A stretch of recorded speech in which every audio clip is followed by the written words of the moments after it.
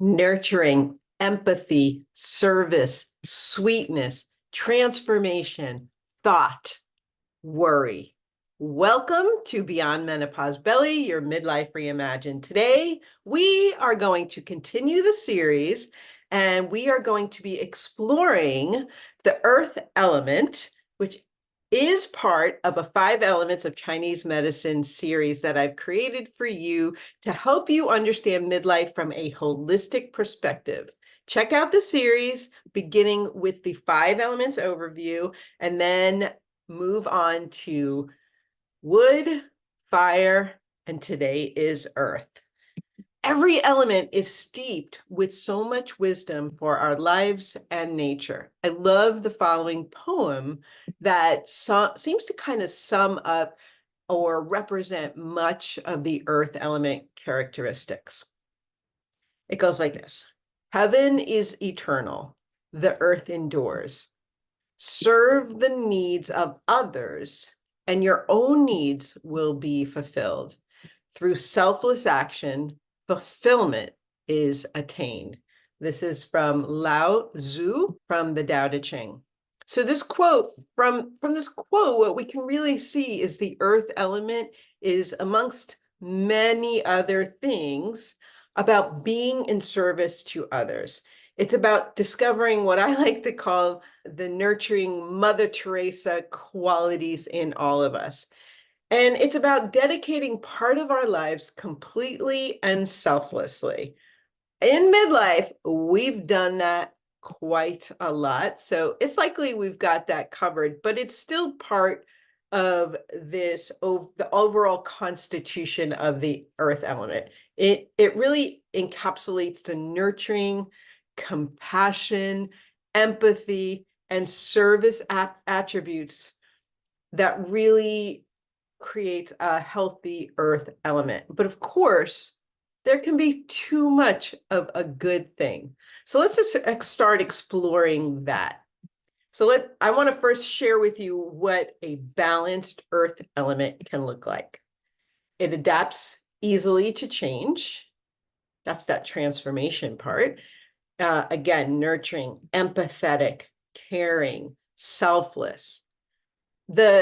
It's about thought. So our thought relates to this earth element. So a balanced thought, being content, being reliable, this is a key, getting your own essential needs met. So that's a balanced earth element. So let's talk about first nurturing and service. This relates to yourself as well as other relationships. And always remembering to start with the self, right? Put that oxygen mask on first. Very common way for us to remember that. Most women at this stage, though, have spent about the past 15, 20 years or more nurturing and caring for others. Now is the time to turn the tides and put that nurturing and compassion focus on you first.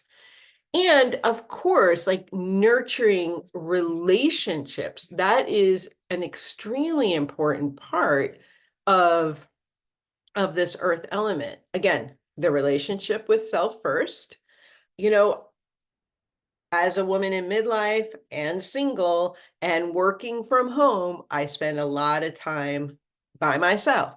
And actually, I really, from somebody who was, when I was in my 20s, loved to go out, loved to go out to dinner, loved to be in a party, didn't like to miss events. Honestly, now, talk about the tides turning, I love spending time with myself. I love my routine. Again, there can be too much hermit, and I have to get out and nurture relationships to create community, because being part of a community and cultivating and nurturing community is a really important, healthy aspect of the earth element. So that's something for me that as a bit of a globetrotter who has now kind of for the past 6 months been in one spot, have to really almost force myself to get out of my house, to interact with new people, create community. And is it a little harder at this stage? Being a single woman at my age in a new place, yes. However, is it impossible? No. I have found great groups of women to walk and hike with, and I'm getting ready to explore other avenues for meeting people like book clubs and really thinking about the things that I enjoy and I like.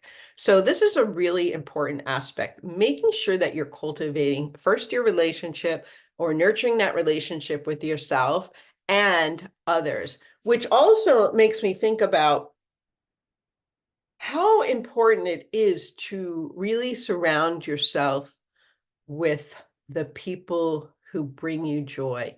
We don't have time to waste on relationships that are sucking our energy, are not really lifting us up.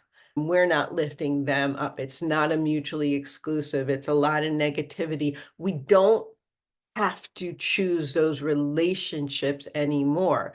So really focusing on the relationships that do bring you joy, that bring you sweetness, that bring you a feeling of connection, right? The fire element was really about making those connections, right? That heart loves to connect, and the earth element likes to take those connections and really nurture those relationships. So the flavor that's associated with the earth element is sweetness. So sweet flavor. So, I try not to, I don't tend to like a lot of sweets. Like I don't like super sugary things. So I really don't eat a lot of it. And so, of course, we have to watch that. We have to watch our blood sugar. And I'm going to talk to you at the end and give you a really good tip about blood sugar regulation, because that's a really important aspect of our health at any age, but certainly at midlife. But we have to be balancing our blood sugar levels. So if you need some sweet in your nutrition, really seek out natural sweetness, for instance, from fruit. I think that, there's a lot of nutrition advice out there that says, don't eat fruit because that's too much sugar and it's going to spike. No, our bodies assimilate that. Do you know how many vitamins are in and nutrients that are in fiber that are in fruit? It is nature's sweetness, my friends. So definitely incorporate that into your day, especially if you, and seasonally, definitely eat seasonally the fruits that are, the most potent. Like right now for me, I've been eating a lot of oranges. I just love oranges, especially this time of year. I'm getting the extra vitamin C. It's not that sunny out where I live ever. And so anytime I can take in like that vitamin C from an orange, it just really does make me happy. So definitely take in natural sweetness and, use good sweeteners like honey. Also, and local if you can. And I also think about with this sweetness being the flavor. It's really, I think about it too, about like, what are you taking in the sweetness of life? Are you putting yourself into situations and creating experiences that bring more sweetness to your life? Sometimes when the earth element is out of balance, it's because we don't have enough sweetness in our life. Those things that just make us go, oh, right? So we talk a lot about seasons and the elements, right? Which season is associated with which element, and there's a little bit of different schools of thought with the earth element because of it. The earth element has the function of transformation and is associated with the spleen and stomach, and I'm going to break that down here in a second. A lot of schools of thought will say that the earth element is related to any time you're transforming from one season to the next. The other school of thought is late summer.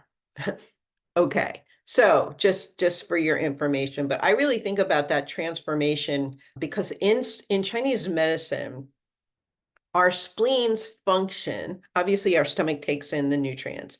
Our spleens function is to transform and transfer what we call the Gucci's, not the bag, Gucci, Guqi, Gucci, the nutrients of the qi from the food and bring it up to our lungs, and the lung transforms that into a qi that, cycles it back. So so it's that transformation process, right? So when you're that's the adaptability to change. So when things are changing, things are transforming, that's when your spleen's function or your earth elements function is optimal and really imbalanced and working well. And of course, it's part of our digestive system. That earth element is about the digesting.